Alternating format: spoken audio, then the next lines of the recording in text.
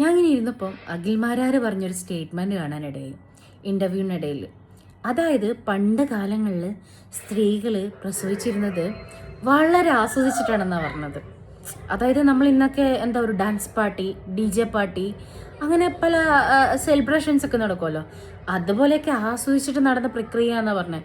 അതായത് ഇപ്പോൾ നെല്ലിടിച്ചുകൊണ്ടിരിക്കുമ്പോൾ ഇടിച്ചുകൊണ്ടിരിക്കുന്നതിനിടയിൽ വേദന വന്നു, പ്രസവിച്ചു, പോയിട്ട് തിരിച്ചു വന്നു, ബാക്കി വീണ്ടും ഇടിച്ചു, അങ്ങനെയുള്ള കാര്യങ്ങളൊക്കെ.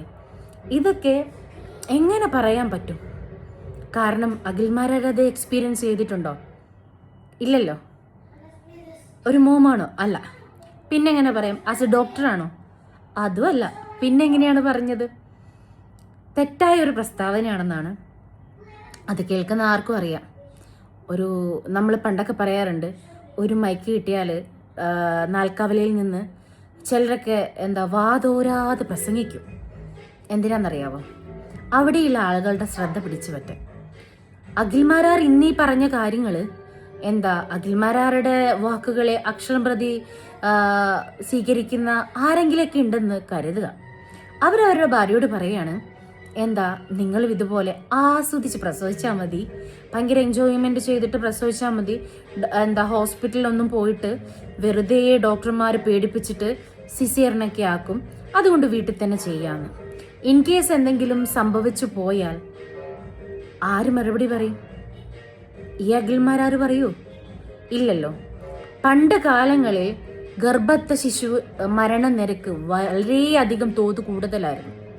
ഇന്നാണ് ഗർഭസ്ഥ ശിശുവിൻ്റെ മരണനിരക്ക് കുറവും അമ്മമാരുടെ മരണനിരക്കും വളരെയധികം കുറഞ്ഞിട്ടുള്ള കാലഘട്ടമാണ്. കാരണം എന്താണ്? ഹോസ്പിറ്റൽ ഫെസിലിറ്റി കാര്യങ്ങളൊക്കെ തന്നെയാണല്ലേ. എന്നിട്ടും എങ്ങനെ ഇത് പറയാൻ തോന്നി? ഇങ്ങനെ ഇരുന്ന ഒരു പൊതുസദസ്സിൽ എന്തെങ്കിലുമൊക്കെ വിളിച്ച് പറയുക എന്നുള്ളത് നല്ലൊരു കാര്യമായിട്ട് തോന്നുന്നുണ്ടോ? നമ്മൾ എക്സ്പീരിയൻസ് ചെയ്തിട്ടുള്ള കാര്യങ്ങളെ പറയാൻ പറ്റുള്ളൂ.